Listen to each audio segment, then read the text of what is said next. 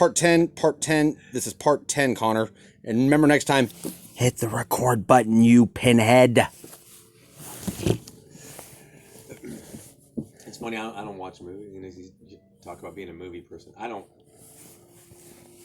watch movies. I just okay. We don't have TV. You don't have TV. Yeah, we've already had this discussion. Yeah, but the movies.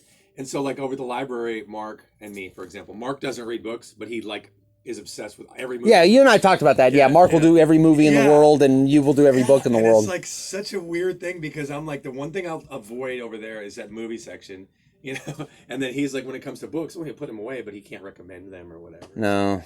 I know some books. Oh yeah, me too. You read a lot, or? I do read sometimes. I'm more of, if I know the plot and stuff like that, I read books that I'm comfortable with. Every once in a while, I'll try to break into something new, but it's kind of rare. It's kind of be a vibe, like, okay, I don't want to go there. So I could pick up a book randomly and go, ooh, you know, like, ooh, you know, that I never would have considered or thought of reading, but then all of a sudden something just... I'm sorry, folks. I'm going to be upside down for a minute while we do this video. Why are you going upside down, man? Because the camera lens is pointing right at my face. That's more of a making you feel awkward moment. Yeah, it's weird. I'm seeing myself upside down. I'm like, upside down. It's like the old David Letterman did an episode one time on his show on NBC. He did a show where the screen rotated 360 degrees, and halfway through the show, the show was they were completely upside down, and then the rest of the show they were rotating back to the regular camera angle. Oh, nice. So I'm doing that, I guess. Nah, I don't know. I just hope my bracket doesn't blow up again this year like usual. Do you go through, and when you do a bracket, do you actually go through and fill it completely I completely out. Do you do it unbiasedly, or do you kind of, Arkansas or whoever? It's kind of one of those, though, too. If I've seen you play or I know a little bit about you, I'll watch the tapes and watch it a little bit and go from there. Like, I'll do a little bit of research, kind of say, who's this? Like, I look at experts and say, who's got the possible upsets and stuff like that. I kind of look at their schedule, kind of look at the record and see, okay, did they get hot at are they hot at the right time, or did they just win their conference and then just somehow fluke out or something like that or whatever? See, I'm actually more interested in the Frozen Four hockey, which is very, very, it's not as exciting. I know, obviously, because nobody covers it, but... Hockey is good. Hockey is fun. I like hockey. It's always like 3 Minnesota teams and like some Northeast teams, Boston or Providence, UMass, UMass, North Dakota State, somebody like that. Yeah, North Dakota, like or South Dakota State, yeah. North Dakota's always got the good team. But like you see, Detroit, Michigan State, Michigan, University of Minnesota, St. Cloud State, Minnesota State. Like you never hear hockey.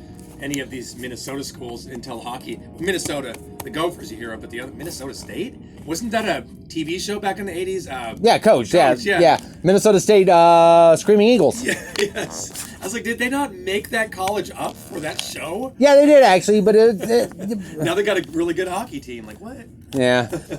Because one of the jokes of the series was too, because Craig T. Nelson's character would always pick on the women's basketball coach there. They would constantly pick on each other and play jokes on one another. Yeah, that was a great show, man. Oh, that was hilariously funny. Craig T. Nelson, Shelley Fabre, Jerry Van Dyke, Bill Faberbeck. He was the goof. Oh, Kenneth Kimmons is the clueless, screwed up athletic director. He was the biggest bozo that any coach could work for. He had no clue. There's a great episode called The Patriot Bowl you need to look up. Of course. It's bowl season. They've had a winning year. We're going to go to a bowl game and stuff like that. Well, they lose out on all the good bowl games. Don't go to Shreveport. Don't go to Phoenix. Don't go to Florida. They end up taking this bowl bid from a bowl game in Valley Forge, Pennsylvania, in the middle of the winter. Of course. They take the bid. Yeah. So they get there. The players don't like it. They think this is stupid. But one player is happy to be there. He's just this little kid he's just this little guy, didn't play much in high school, just somehow somebody saw him on a tape making a play, took a flyer on him. Hayden danced with his mom at his house visit for recruiting and stuff like that. Hayden has no clue he remembers recruiting him. The players revolt. They think this is stupid. So he sends the starting quarterback home for suspension. And all the backups are sick are all sick. So they end up having to play this kid. Kid can't remember his name or anything like that. Hayden can't remember any of their names and stuff like that. They're all freshmen. So he sends him out there against Iowa in a freezing snowstorm right before kickoff, and he goes, "We're ready for this, though, too." And the athletic director bumbles in and says, the city and the state are going to shut down the roads and stuff like that. If there's less than 10,000 people here, we can cancel the game and stuff like that. We can get out of this fiasco. And Hayden's telling him, look, and Hayden's this big history buff, though, too. Talks about Valley Forge and stuff like that, George Washington, all this great stuff. And he's thinking, well, we're going to stay here and fight. Somebody's going to learn something from this, though. And the athletic director goes, phooey, I want to go home. And he ends up deciding, no, we're going to play. And he sends all of them out there on the field in a freezing snowstorm and a blizzard, 27-point underdogs to the University of Iowa in a bowl game. The ending is corny and cheesy but funny, but it's a great episode. It's one of those two. It's a great learning episode. When life gives you lemons, you make the lemonade.